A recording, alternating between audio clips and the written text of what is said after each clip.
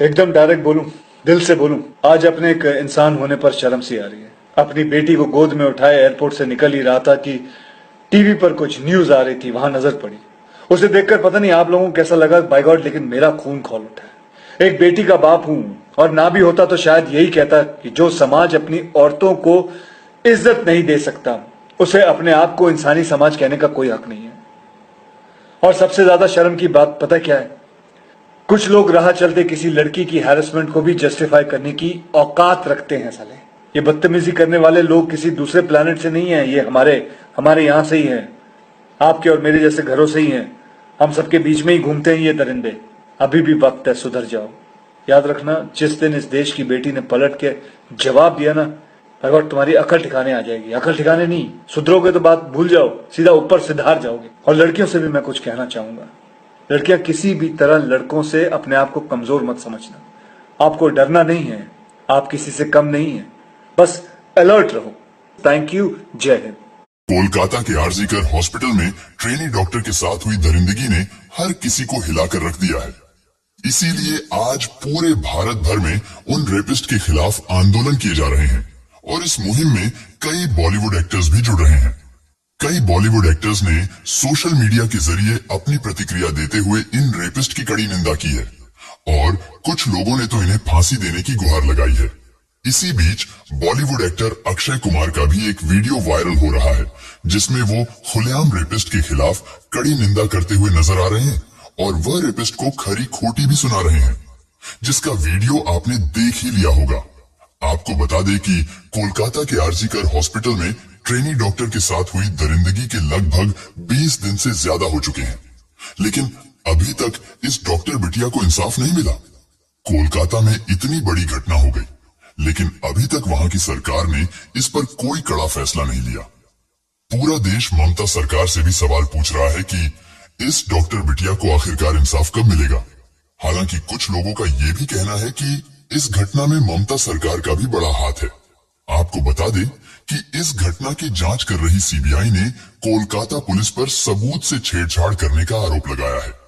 उन्होंने कहा कि इस पूरी वारदात में कोलकाता पुलिस का भी हाथ है और इस पूरी घटना में 7 लोग शामिल हैं।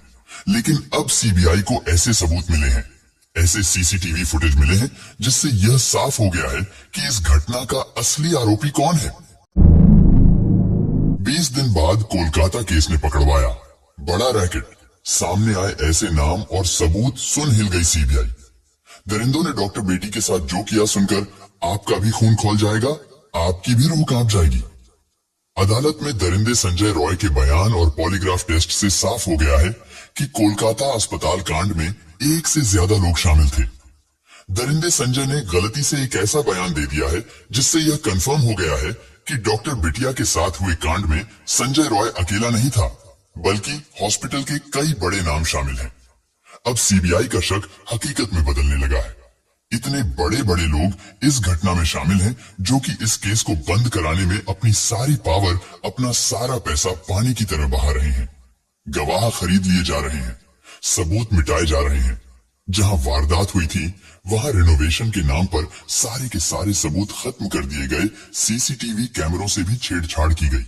लेकिन इन सब के बावजूद भी अब सीबीआई के हाथ एक बड़ा सबूत लग गया है।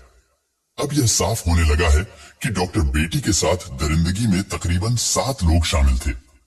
इस भयंकर खुलासे में बताया गया कि करीब 7 लोगों ने शराब पीकर पीड़िता के हाथ को कसकर पकड़ा, उसे मारा पीटा और उसके साथ गलत काम किया। खुलासे में यह भी दावा किया गया कि 7 लोगों में से 2 ने महिला की टांग पकड़कर जरा संद की तरह अलग कर दी, लेकिन यह तो कुछ भी नहीं है। आगे ऐसे ऐसे खुलासे हुए जिसके बाद यह साफ हो गया कि यह काम अकेले संजय रॉय का नहीं था, बल्कि इसमें कई लोग शामिल हैं। अब प्रिंसिपल संदीप घोष समेत 7 लोगों का बचना नामुमकिन है। यह सब कुछ जानेंगे विस्तार से, लेकिन वीडियो में आगे बढ़ने से पहले आपसे एक ही रिक्वेस्ट है कि अगर आप भी इस डॉक्टर बिटिया को इंसाफ दिलाना चाहते हैं तो वीडियो को बिना स्किप किए लास्ट तक जरूर देखें। डॉक्टर बेटी के लिए, उस बेचारी बिटिया के न्याय के लिए कमेंट बॉक्स में एक बार justice for Kolkata female doctor जरूर लिख दें। दोस्तों, कोलकाता में डॉक्टर बेटी के साथ हुए दुष्कर्म को लगभग 20 दिन हो चुके हैं, लेकिन अभी भी डॉक्टर बिटिया को इंसाफ नहीं मिला। अभी भी उन दरिंदों को फांसी नहीं हुई। कुछ तो जेल में है और कुछ लोग आजादी से घूम रहे हैं। दोस्तों, अदालत में दरिंदे संजय रॉय ने वो कबूल कर लिया है जिसके इंतजार में पूरा देश था। पूरे भारत को यह पता था कि यह काम एक बंदे का नहीं है और यह संदेह अब हकीकत में बदलते हुए दिख रहा है। इस में कोई एक नहीं बल्कि तकरीबन 7 लोग शामिल हैं और सब कुछ पूरी प्लानिंग से किया गया था। इसी कारण से सीबीआई फुल एक्शन में आ गई है और कोलकाता डॉक्टर बेटी केस में 7 आरोपियों का पॉलीग्राफ टेस्ट शुरू हो गया है। संजय रॉय के बयान ने प्रिंसिपल संदीप घोष की मुश्किलें बढ़ा दी हैं। पॉलीग्राफ टेस्ट में जब आरोपी संजय रॉय ने खुद को निर्दोष बताया तो सीबीआई भी हैरान रह गई। संजय रॉय ने यह भी बताया कि सेमिनार रूम में जाने से पहले ही ट्रेनी डॉक्टर मर चुकी थी। संजय के बारे में बहुत सारी कहानी चल रही है कि संजय ने 8 और 9 अगस्त की तारीख को मेडिकल कॉलेज में उस घटना को अंजाम दिया था। आपको लगता है कि आपका बेटा वो काम किया? ये काम हम विश्वास नहीं करते। संजय के तरह इंसान सब पैदा ले जिसका माँ के कोख में आए। भगवान करे मेरा बच्चा जहाँ भी रहे खुश रहे। मेरा बच्चा के तरह इंसान सब कोई जनो होए। तो क्या ट्रेनी डॉक्टर का असली कातिल प्रिंसिपल संदीप घोष है? क्या trainee doctor principal Sandeep Ghosh के काले कारनामों का पर्दाफाश करने वाली थी, इसीलिए उसे मार दिया गया? ये सवाल आज लाखों लोग पूछ रहे हैं, लेकिन जब आपका सच से सामना होगा तो आपके भी होश उड़ जाएंगे। लेकिन इस कॉलेज में यह कोई पहली मौत नहीं हुई है। इससे पहले भी कॉलेज में कई ऐसी दुखदाई घटनाएं घट चुकी हैं और अस्पताल प्रबंधन की ओर से उन्हें हत्या करार देकर ठंडे बस्ते में डाल दिया गया था। पुलिस जांच में भी मौत का रहस्य नहीं खुल सका। कभी छात्रों की, कभी प्रोफेसरों की, कभी हाउस स्टाफ की रहस्यमय परिस्थितियों में मौत हो चुकी है। अस्पताल में अश्लीलता का धंधा चलने का आरोप लगा है। कभी रैकेट तो कभी अश्लील काम किए जाने जैसे गंभीर आरोप लगे हैं। संजय के बारे में कहा जा रहा है संजय की कुल 4 शादी हुई थी। आपको पता था इस बारे में? हाँ, हमको उस बारे में पता नहीं था। उधर सीबीआई के अनुसार बिना दरवाजे वाले सेमिनार हॉल में डॉक्टर बेटी के साथ जो हुआ, उस बिटिया की चीख किसी को सुनाई क्यों नहीं दी? अब सीबीआई यह जानने की कोशिश कर रही है कि अपराध को बिना किसी बाधा के कैसे अंजाम दिया गया। क्या कोई व्यक्ति सेमिनार हॉल के बाहर निगरानी कर रहा था? सीबीआई यह भी देख रही है कि सेमिनार हॉल से कोई चीख या फिर शोर क्यों नहीं सुनाई दिया। इन सभी तथ्यों से यही साफ होता है कि डॉक्टर बेटी के साथ दरिंदगी सेमिनार हॉल में नहीं बल्कि कहीं और की गई थी। उन्हें किसी और रूम में जमकर मारा पीटा गया और फिर जब उसकी सांसें चलनी बंद हो गई तो उन्हें सेमिनार हॉल में लाकर के रख दिया गया, जिसके बाद उनके शरीर को दरिंदे संजय रॉय के हवाले कर दिया गया। लेकिन अब संजय रॉय ने अदालत और पॉलीग्राफ टेस्ट में जो बयान दिया है उससे यह साफ हो गया है कि वो अकेला नहीं था बल्कि इसमें कई लोग शामिल थे। अदालत में दिए गए संजय के बयान को तो जानेंगे ही, लेकिन उससे पहले सबसे भयंकर खुलासे को देखते हैं जिसमें 7 लोगों के शामिल होने का दावा किया जा रहा है।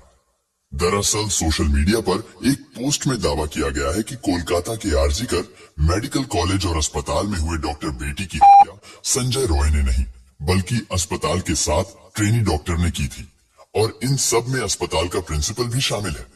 मेरी बात जरा ध्यान से सुनिए, फिर अंत में सब कुछ क्लियर हो जाएगा।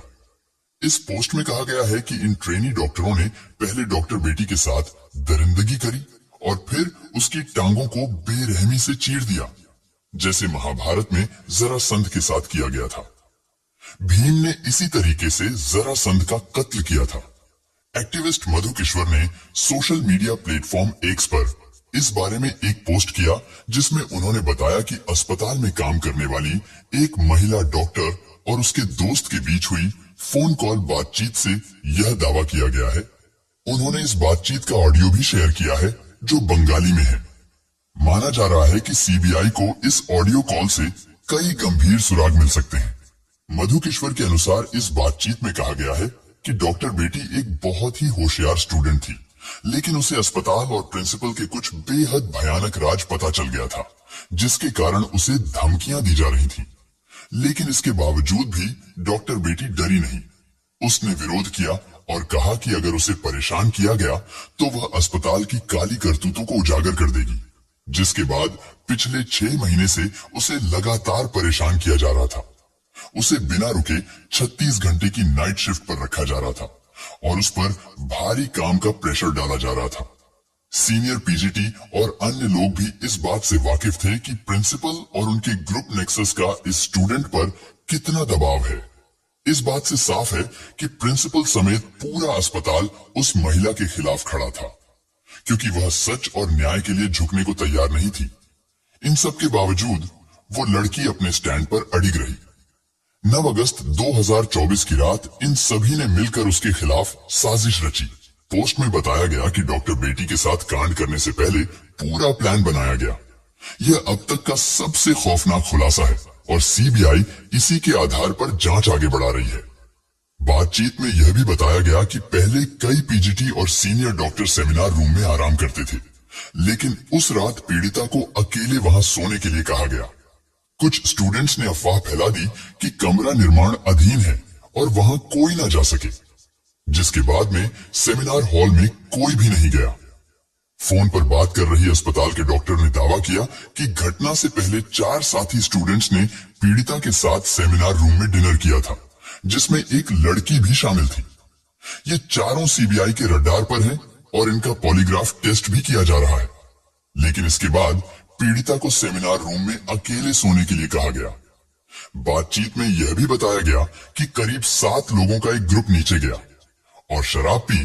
फिर उन्होंने पीड़िता के हाथ कसकर पकड़ा, उसे मारा पीटा और उसके साथ दरिंदगी की इस वारदात में एक महिला इंटर्न ने भी मदद की। खुलासे में यह भी दावा किया गया है कि उसमें से 2 ने पीड़िता का पैर पकड़कर चीर दिया, जिससे उसकी पेल्विक की हड्डियां टूट गई। बच्ची का शरीर में कोई कपड़ा नहीं था, पैर दोनों राइट एंगल में मिला गया। राइट एंगल में एक पांव बेड के इस तरफ, एक पांव बेड के इस तरफ मिला गया। जब तक पेल्विक गर्डल नहीं टूटता है, इस तरह 2 पांव को नहीं चीरा जा सकता है। उन्होंने उसकी कॉलर बोन को भी तोड़ दिया और फिर उसे उल्टा लिटाकर उसके ऊपर जूतों से रौंदा। फिर उसके सिर को इतने बुरे तरीके से कुचला गया कि उसकी खोपड़ी फट गई। इस तरह से 9 अगस्त की देर रात कोलकाता के आरजीकर मेडिकल कॉलेज में डॉक्टर बेटी के साथ दरिंदगी की गई। देखिए, अगर ये सभी बातें सच हैं, तो फिर सीबीआई को इन 7 लोगों के खिलाफ सबूत जरूर मिलेंगे और संजय रॉय के साथ इन 7 को भी कड़ी से कड़ी सजा मिलेगी। इसके बाद जब ये सभी लोग वारदात को अंजाम देकर सीढ़ियों से नीचे उतर रहे थे, तो संजय रॉय को देखा, जो ग्रुप डी के दूसरे कर्मचारियों के साथ शराब पी रहा था। इन डॉक्टरों ने संजय से कहा कि सेमिनार रूम में जाओ, वहां तुम्हारे लिए एक लड़की है। इसके बाद संजय ने डॉक्टर बेटी को अर्धनग्न पड़ा हुआ पाया और उसके साथ गलत काम किया, ताकि उसका लिक्विड भी उन 7 मर्दों के लिक्विड के साथ में डॉक्टर बेटी के शरीर में चला जाए। सुबह उस बिटिया का अर्धनग्न शरीर मिला। इसके बाद देश भर में डॉक्टरों ने विरोध प्रदर्शन किया। यह ट्वीट सीबीआई की जांच में काफी महत्वपूर्ण होने वाला है। माना जा रहा है सीबीआई ने भी 7 लोगों को रडार पर लिया हुआ है। कोलकाता के इस केस में 7 आरोपियों का पॉलीग्राफ टेस्ट शुरू हो गया है। मुख्य आरोपी संजय रॉय का पॉलीग्राफ टेस्ट जेल में ही किया गया। सीबीआई सूत्रों के मुताबिक आरोपी संजय रॉय ने पॉलीग्राफ टेस्ट के दौरान कहा कि जब वह सेमिनार हॉल में पहुंचा तो उससे पहले ही डॉक्टर मर चुकी थी और इसी डर के चलते वह सेमिनार हॉल से भाग गया। संजय रॉय ने दावा किया है कि उसे फंसाया जा रहा है, वह निर्दोष है। आरोपी संजय रॉय ने जेल गार्डों से भी यही कहा था कि उसे दुष्कर्म और हत्या के बारे में कुछ भी नहीं पता, वह निर्दोष है। इसके अलावा सीबीआई ने आरजी कर मेडिकल कॉलेज के प्रिंसिपल संदीप घोष और 4 डॉक्टर जो वारदात की रात पीड़िता के साथ थे और एक वॉलंटियर से भी पूछताछ की जा रही है। इन सभी का पॉलीग्राफ टेस्ट सीबीआई के कोलकाता ऑफिस में हो रहा है। 9 अगस्त की रात इन डॉक्टरों में से कुछ ने पीड़िता के साथ डिनर किया था। फिलहाल सीबीआई इन सभी से गहराई से पूछताछ कर रही है, लेकिन अदालत में आरोपी संजय ने एक बयान देकर सभी को हैरान कर दिया है। दरअसल 23 अगस्त को कोलकाता की सियालदह कोर्ट ने संजय रॉय को 14 दिन की न्यायिक हिरासत में भेजा। इसी सुनवाई के दौरान संजय पॉलीग्राफ टेस्ट के लिए भी तैयार हुआ। मैजिस्ट्रेट ने संजय से पूछा कि वो पॉलीग्राफ टेस्ट के लिए क्यों तैयार हुआ। इसे लेकर संजय ने कहा, पॉलीग्राफ टेस्ट से साबित होगा कि मैं निर्दोष हूं, मुझे फंसाया जा रहा है। संजय के इस बयान ने बवाल खड़ा कर दिया है, क्योंकि वह खुद को निर्दोष बता रहा है। इसका मतलब साफ है कि इस कांड में कई लोग शामिल हैं। इसी कारण सीबीआई फुल एक्शन मोड में आ चुकी है। सीबीआई का मकसद इन कर्मचारियों के बयान को जांचना है, क्योंकि सीबीआई बाकी मेडिकल रिपोर्ट्स जैसे कि पीड़िता के शरीर से लिए गए बाकी सबूतों को सीधे तौर पर घटना से जोड़ने में नाकाम रही है। दोस्तों, आपको बता दें कि पुलिस इन्वेस्टिगेशन के दौरान जो कुछ भी सबूत छुपाए जा सकते थे, मिटाए जा सकते थे, वो सब किया गया।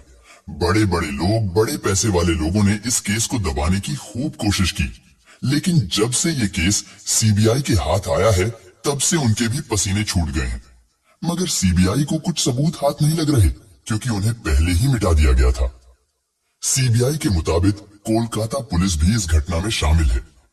अब सीबीआई जानना चाहती है कि क्या इन चारों डॉक्टरों ने सबूतों के साथ कोई छेड़छाड़ की थी या फिर ये किसी बड़े षड्यंत्र का हिस्सा थे, क्योंकि पोस्टमार्टम रिपोर्ट इधर उधर करने में प्रिंसिपल समेत ये सभी लोग बेहद माहिर थे।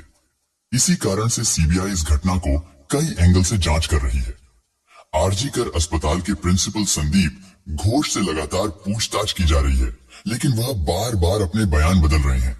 इससे यह साफ होता जा रहा है कि कांड में उसका बड़ा हाथ है। उसके घर पर भी सीबीआई और आयकर की रेड मारी जा रही है। लेकिन सवाल यही निकल कर आता है कि कौन है इस पूरे केस के पीछे जो इन सबको बचा रहा है? कौन है वो पावरफुल लोग जिनका नाम सामने नहीं आ रहा है और वह अंदर ही अंदर इन सबको बचा रहे हैं? इस केस में सीसीटीवी फुटेज की गहराई से जांच की जा रही है। अस्पताल के सेमिनार हॉल के दरवाजे की सिटकनी कुछ दिनों से टूटी हुई थी और यह बात सबको पता थी। इसी कारण जब डॉक्टर रात 2 बजे से 3 बजे के बीच में सेमिनार हॉल में गई तो दरवाजा बंद नहीं कर पाई। लेकिन फिर भी किसी को कुछ पता नहीं चला कि अंदर क्या चल रहा है, या फिर सबने सब कुछ जानते हुए भी आंखें बंद कर ली। सीबीआई यह भी जानना चाहती है कि सेमिनार हॉल से कोई चीख क्यों नहीं आई, जबकि सेमिनार हॉल साउंड प्रूफ भी नहीं है। आपको बता दें कि आरजीकर अस्पताल में अश्लीलता का धंधा चलने का आरोप लगा है। कभी ड्रग रैकेट तो कभी अश्लील काम किए जाने जैसे गंभीर आरोप लगे हैं। अब सवाल यही उठता है कि क्या महिला डॉक्टर को यह सब पता चल गया था? क्या वह अस्पताल के इन काले कारनामों का पर्दाफाश करने वाली थी, इसीलिए उसे मार दिया गया? शनिवार को सीबीआई ने आरजी कर मेडिकल कॉलेज में कथित वित्तीय अनियमितताओं की जांच शुरू की। वहीं अदालत ने सीबीआई को 3 सप्ताह के भीतर इस जांच की प्रगति रिपोर्ट पेश करने का निर्देश दिया है।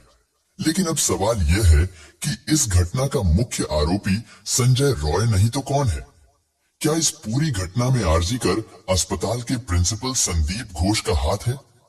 क्या सीबीआई असली कातिल को ढूंढ पाएगी या फिर यह मामला भी मोटी फाइलों के नीचे दब जाएगा? दोस्तों, इस घटना को सुनाने का उद्देश्य किसी का दिल दुखाना नहीं है, किसी को परेशान करना नहीं, बल्कि आपको जागरूक करना है, आपको सचेत करना है। दोस्तों, इस घटना के बारे में आपकी क्या राय है? आप इस घटना का मुख्य आरोपी किसे मानते हैं? कमेंट बॉक्स में जरूर बताएं और अगर हमारी मेहनत पसंद आई हो तो इस वीडियो को लाइक करते हुए शेयर भी करें।